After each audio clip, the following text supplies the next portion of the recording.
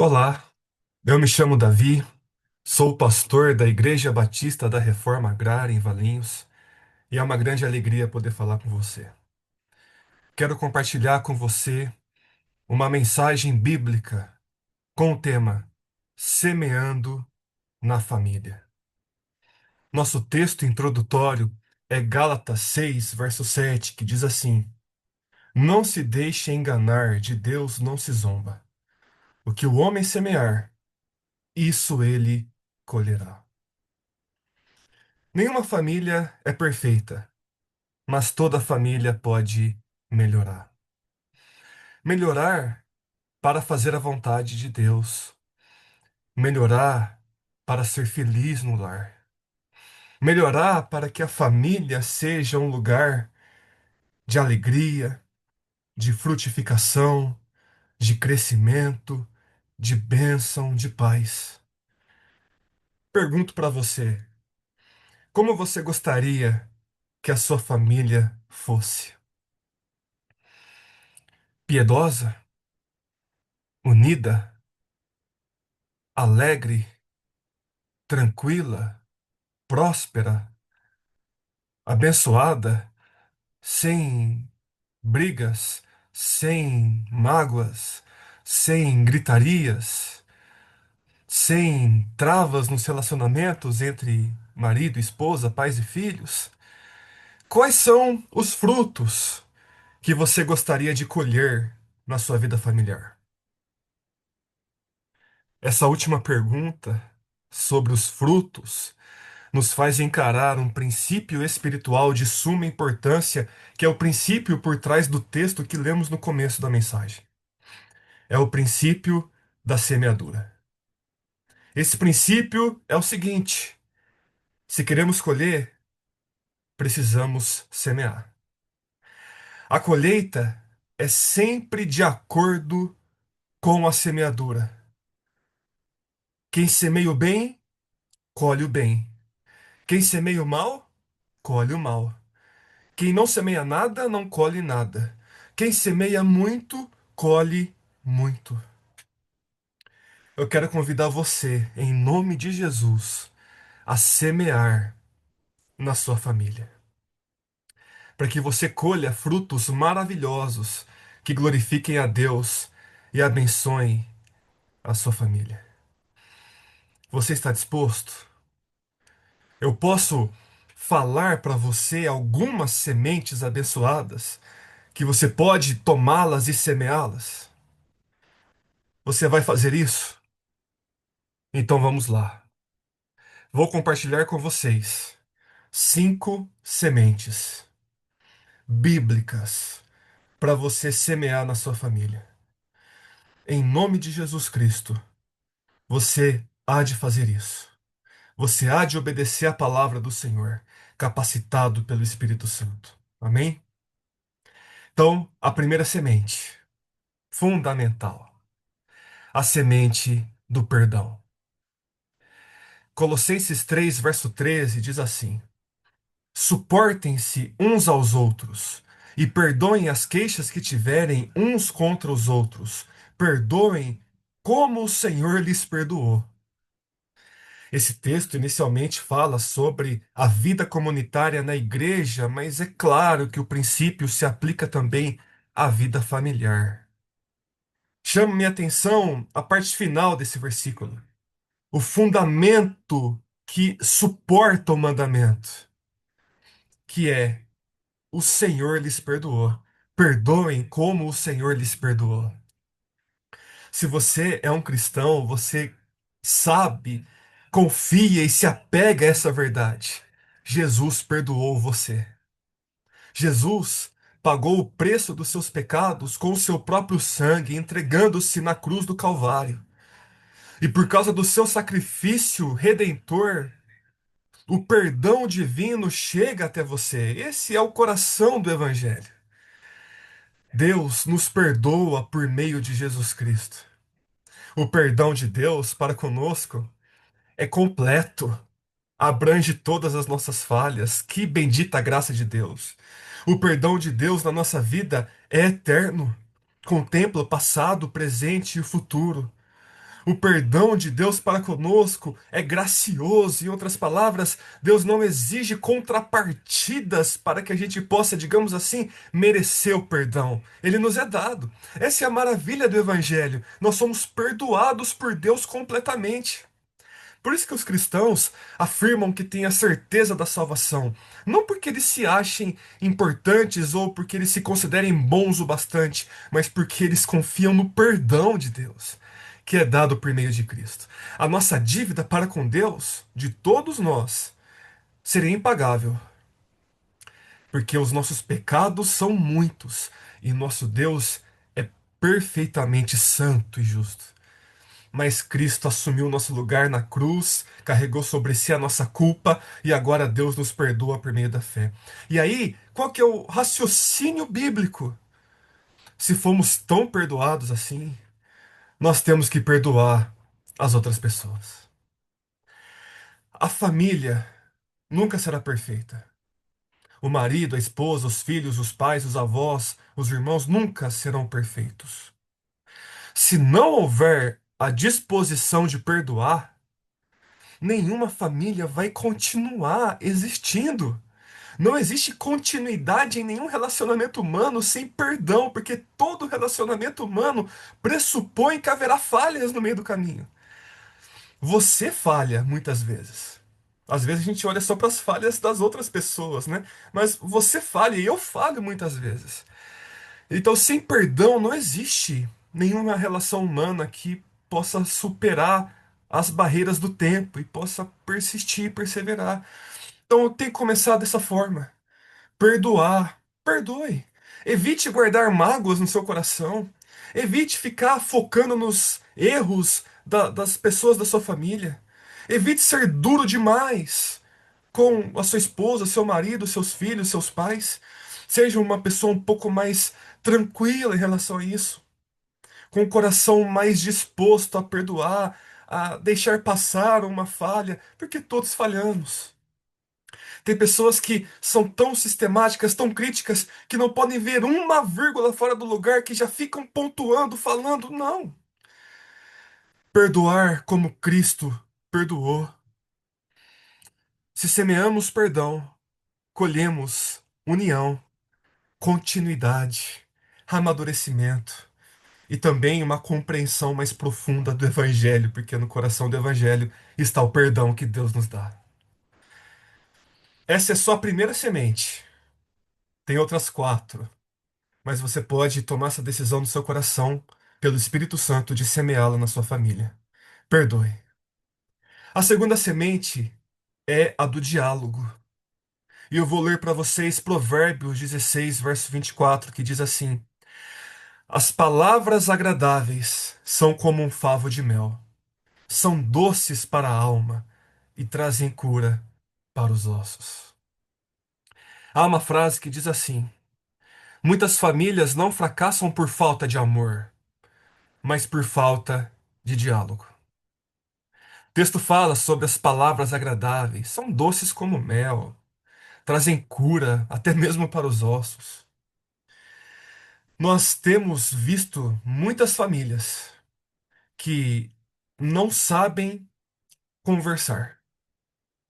Pode parecer estranho, né? Todo mundo conversa, mesmo a pessoa mais tímida é obrigada a conversar para que a vida nesse mundo funcione, mas tem muita gente por aí que não sabe conversar.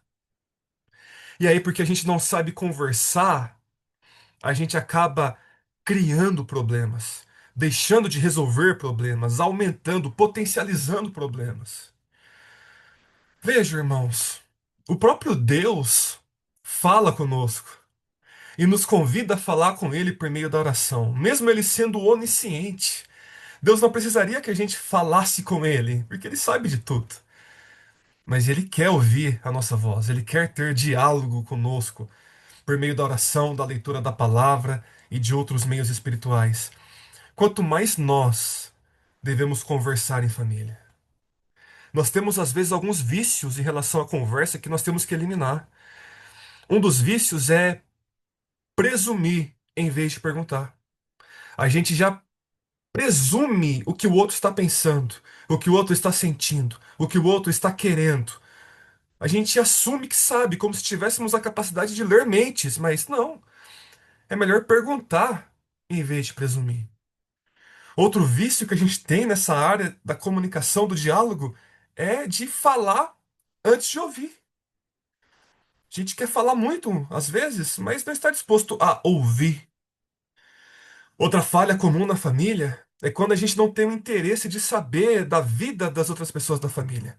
O marido não quer saber da vida da esposa, do trabalho da esposa, e o contrário também.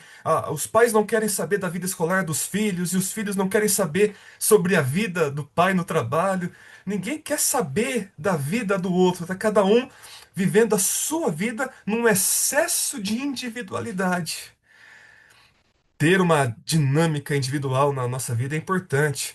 Todo mundo precisa do seu espaço, mas quando há um excesso de individualidade, a gente se fecha no nosso mundo e não conversa uns com os outros sobre as coisas da nossa vida. Nós precisamos conversar. Outro vício, esse é o último que eu vou trazer, é quando a gente não consegue manter uma conversa racional e tranquila e a gente sempre parte para o ataque, achando que uma conversa, por exemplo, entre marido e mulher é uma disputa para ver quem ganha.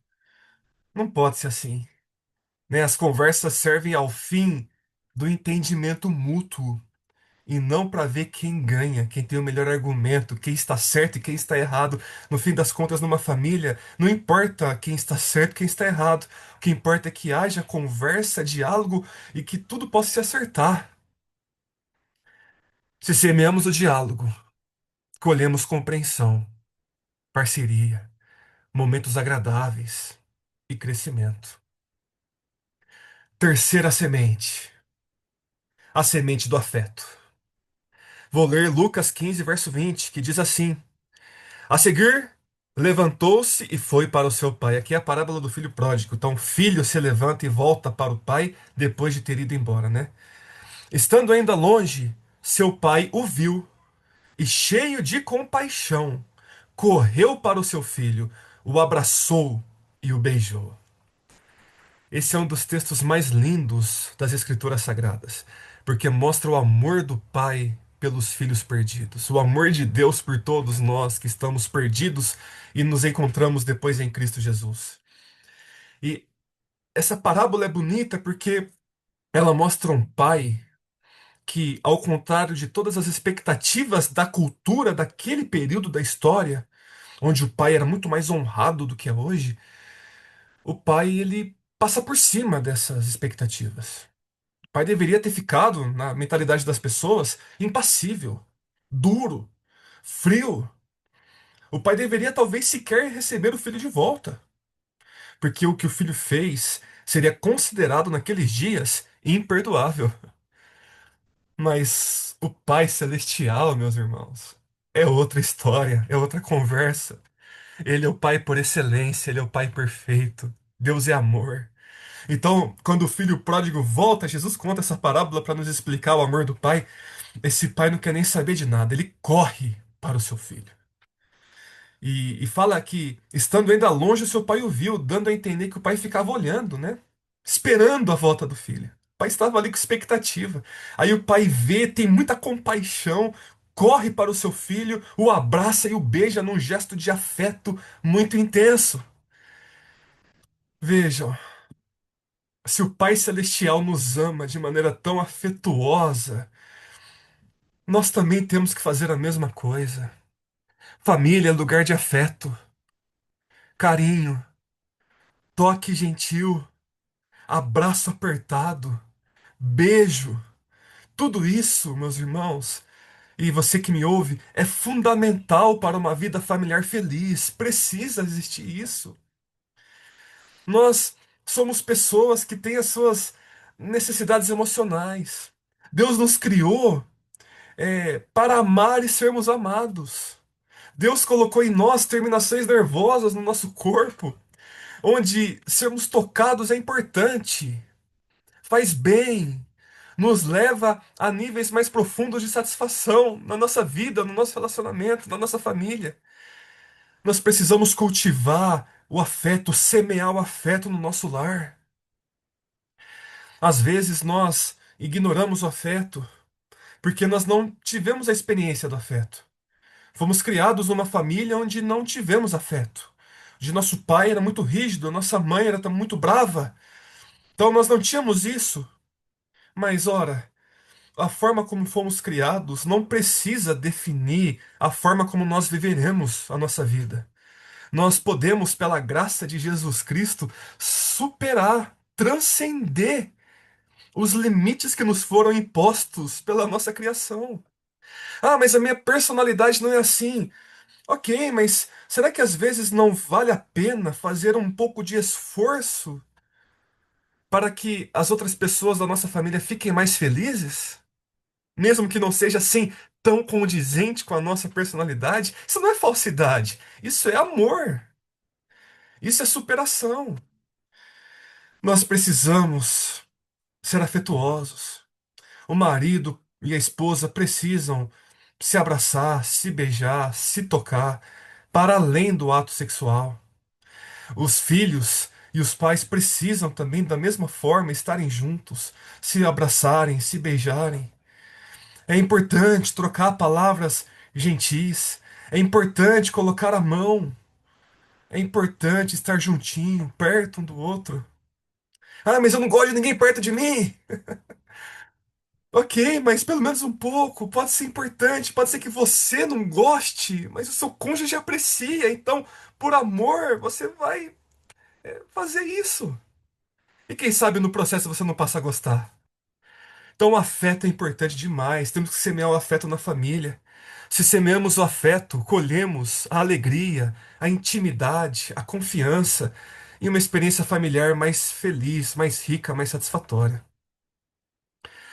Quarta semente. Você está prestando atenção em tudo? Você pode voltar depois do vídeo, você pode anotar. Semente do perdão, semente do diálogo, a semente do afeto. Vá prestando atenção. Talvez algumas dessas sementes sejam mais assim. Algumas você já esteja bem, beleza. Outras você precisa melhorar, então pensa mais nelas. Próxima semente, a quarta, que eu quero compartilhar com você à luz da palavra de Deus, com esse estudo abrangente da Bíblia dentro desse tema, é a semente da atitude. Vou ler Gálatas 5, verso 13. Irmãos, vocês foram chamados para a liberdade. Mas não usem a liberdade para dar ocasião à vontade da carne. Pelo contrário, sirvam uns aos outros mediante o amor. Aqui eu quero chamar a atenção para vocês dessa última parte que fala assim: sirvam uns aos outros mediante o amor. De novo, esse é um texto que se aplica inicialmente à vida comunitária da igreja. A igreja não é um lugar, né? A igreja são as pessoas que estão lá. A igreja é uma família, a família de Deus. Mas esse princípio também se aplica à família de sangue, né? Ao nosso casamento, aos nossos filhos, aos nossos pais. O texto fala sobre servir, servir mediante o amor, porque o amor nos leva a servir. O amor não pode ser só palavras, tem que ser atitude. Jesus exemplificou isso para nós. Ele disse lá em Mateus 20, verso 28: o filho do homem não veio para ser servido, embora Jesus tivesse todo o direito de ser servido, mas veio para servir e dar a sua vida em resgate por muitos. Jesus, sendo o Filho eterno de Deus, o Rei prometido pelo Antigo Testamento, o Salvador do mundo, o Rei das nações, enfim, Jesus poderia ser servido. Ninguém como Jesus é mais digno de ser servido. Mas ele veio a esse mundo com um único propósito: servir. E servir ao ponto de entregar a própria vida, o ápice do serviço, a entrega de si mesmo. Veja, se Jesus serviu, nós também temos que servir. E a vida familiar demanda serviço ou a semente da atitude. O que nós fazemos de concreto pela nossa família. O que que nós temos que fazer de atitude na nossa família que está faltando? Convido você a pensar sobre isso. Quais são as sementes de atitude que você precisa semear? Talvez, marido, você tenha que ter a atitude de ajudar um pouco mais no serviço doméstico. Talvez você, esposa, tenha que ter a atitude de se envolver um pouco mais com a vida pessoal do seu marido. Talvez vocês, casal, precisam ter a atitude de acompanhar mais de perto a vida escolar dos seus filhos. Talvez vocês, filhos, tenham que ter a atitude de honrar mais os seus pais e de ajudar os seus pais nas demandas que eles têm. Quais são as atitudes que você tem que ter? As ações concretas de serviço amoroso que você precisa praticar dentro da sua família. Você precisa pensar sobre isso. Você poderia, inclusive, sair aqui dessa reflexão sobre atitude tomando essa decisão. Que atitude eu vou começar a ter? Ou talvez, né? Que atitude eu vou deixar de ter? Se semeamos a atitude, colhemos prosperidade, admiração, crescimento, senso de valor. Por fim, a última semente, a semente da fé. Vou ler Josué 24, verso 15, um texto famoso na Bíblia que diz assim: Eu e a minha casa serviremos ao Senhor. Esse texto acontece num momento importante da história de Israel, onde havia uma controvérsia sobre é, servir a Deus ou servir a falsos deuses. E aí Josué, como líder espiritual daquele povo, se levanta e declara: Eu e a minha casa serviremos ao Senhor. Escolham quem vocês querem servir, mas eu e a minha casa, nós vamos servir ao Senhor. Não importa quem o mundo sirva. Não importa quem os parentes sirvam, os amigos sirvam, não quero saber. Vocês decidem o que vocês querem da vida de vocês, mas eu e a minha casa vamos servir ao Senhor. Essa é a fala de Josué. Quero fazer algumas perguntas para você sobre a semente da fé. Jesus é o fundamento, o centro e o alvo da sua família? Há fé, piedade e adoração na vida familiar? A família está engajada com a igreja? A fé é vivenciada de segunda a sábado, em vez de apenas no domingo? Faço essas perguntas para você refletir, são perguntas que eu também reflito.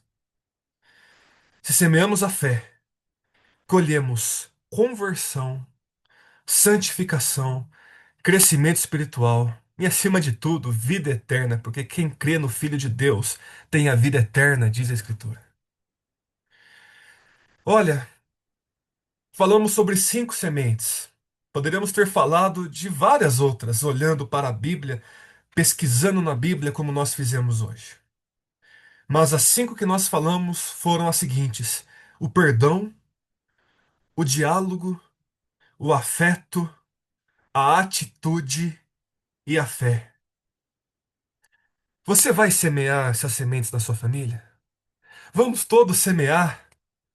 Você já tem, se você é uma pessoa convertida a Cristo, você já tem essas sementes. Porque a semente do reino de Deus já foi plantada no seu coração. Quando você se converteu a Cristo, você recebeu o Espírito Santo e pela vida desse Espírito Santo dentro de você, você pode lançar essas sementes. Então tome essa postura, essa decisão, confiando na graça e na capacitação de Deus de semear. Agora, se você não se converteu a Cristo ainda, nem adianta falar sobre família. Você primeiro precisa se converter. Não é se converter a uma igreja específica. Não é vir para a igreja que eu sou pastor. Se você vier, será muito bem-vindo, será uma alegria. Mas não é sobre isso que eu estou falando. Se converter a Cristo. Se voltar para Jesus de todo o coração, entregando a Ele a sua vida, se voltando para Jesus e orando e falando: Senhor Jesus, eu entrego a Ti a minha vida, me salva, me concede a vida eterna e transforma meu coração para que eu faça a vontade do Pai. Isso é conversão. E aí, naturalmente, a consequência é você procurar uma igreja onde há outras pessoas que se converteram também. Que você se volte para Jesus Cristo. Ele que morreu na cruz pelos nossos pecados, ressuscitou o terceiro dia e hoje chama todos nós à fé, ao arrependimento e à fé nele. Que Deus abençoe a todos, em nome de Jesus Cristo, e que as famílias tenham uma grande colheita por meio da semente da palavra de Deus. Que Deus abençoe a todos. Amém.